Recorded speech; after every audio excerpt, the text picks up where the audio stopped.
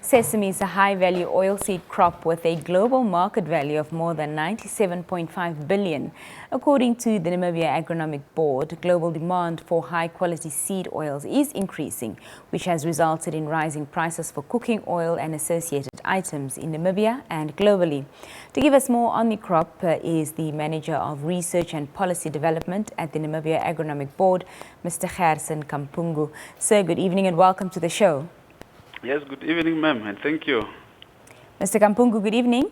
Yes, good evening, ma'am. Hello, can Mr. you hear Kampungu, me? good evening. Can you hear us? Yes, I can hear you. Fantastic. Good evening and welcome to the show. Thank you so much for joining us. Thank you very much for your time and for inviting me. To start with, perhaps you can give us an overview of the sesame crops. If you could perhaps just touch on the varieties of the crop. Okay, basically, let me start maybe by saying that Sesame is one of the oldest oilseed crops in the world, with a scientific name of Sesame indicum L.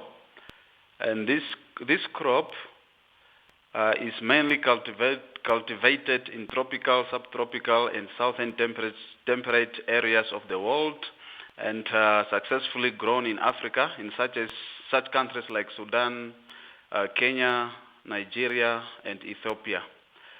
So, looking at the varieties, the main common varieties of sesame are white, black, gold, brown, as well as yellow. And this sesame crop is mainly used for baking, medicine, cosmetics, as well as animal feeds. And what prompted the two institutions to embark on the first ever sesame research trial in Namibia? Okay, this one, there are actually two things that necessitated that. The first one is that the University of Namibia, UNAM, signed an MOU with the Namibian Agronomic Board, which is now to conduct seed research, or both on production as well as even trying out several crops, both horticulture as well as agronomy. Then the purpose of that is to identify either the existing crop varieties that are well adopted in the Namibian climatic and soil conditions, so as to improve the yield as well as adaptability, while also conducting trials on new varieties, either for the existing crops or new crops. Now, looking at new crops, that's where sesame comes in. And apart from that, there was also a need from our farmers who indicated the need of growing or planting sesame in Namibia. As they contacted us, we then conducted a desktop study where we evaluated the possibility of planting sesame as well as the availability of opportunities or marketing opportunities either in Namibia, in SADC, and internationally. Then from there, when we conducted this desktop study, we realized that it's possible and the opportunities are there. And also looking at the adaptability of the crop, we looked at the soil requirements, the temperature, the planting, and all that. Then we realized that, no, it's possible to grow this plant in Namibia. Then on top of that, to substantiate that, we had to conduct trials. But now looking at it that we have an MOU with the University of Namibia, we decided to conduct these trials together. Perhaps you can also talk to us about how the trial will be carried out or conducted in Namibia. Actually, the trial has already started. We conducted the first trial on a very small scale whereby we had like 3 to 4 farmers that participated in these trials on a very small scale and a very small piece of land. We got 2 varieties from one company in Nigeria where we imported the sesame seeds. We got, if I remember very well, we got white and brown varieties that were conducted on a very small scale. But now the idea is that to conduct these trials for at least 2 to 3 years, or 2 or 3 trials. So the first trial is just to give us an overview as well as also to see if there's any possibility of this crop adapting in Namibia.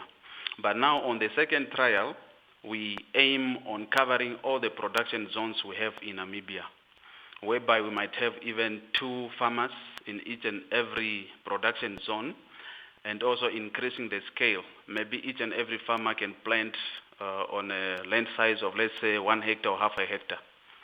In that case, now we'll be able to determine the adaptability. So basically, in short, the target or the approach we want to conduct the trials is to do it at a larger scale, to do it at least 2 or 3 times. And what were your findings in terms of this crop's adaptation to Namibian climate?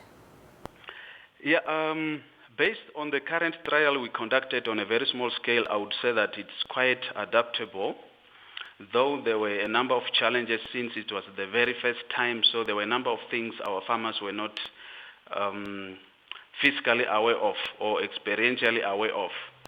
Though they read about the requirements, but now things like maybe labor needs, the exact costs involved, or as well as when is pests and diseases most likely to erupt, and the herbicides or the chemicals to be used to control that.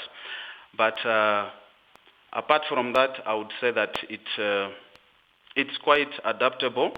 It will be able to adapt, and also as our farmers now get an experience on the crop itself, as well as the crop requirements, as well as the cost involved, I think I would say that it will be able to adapt to our local soil and climatic conditions.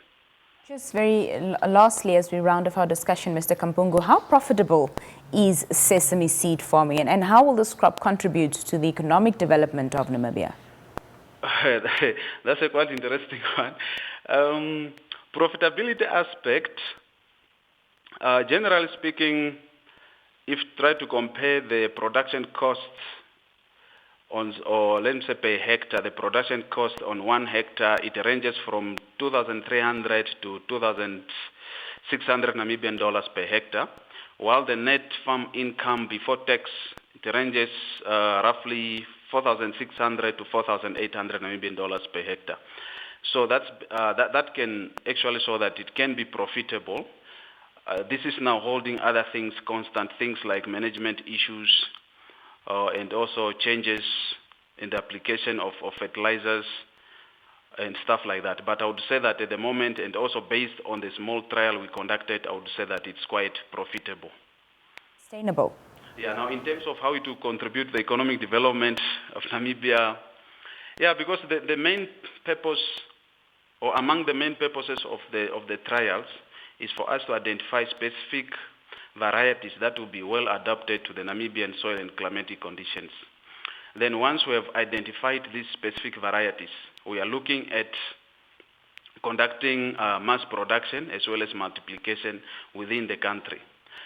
In that case then, should we reach that stage, our farmers will be able to have easy access to these seeds at a cheaper price because they have been multiplicated and produced locally.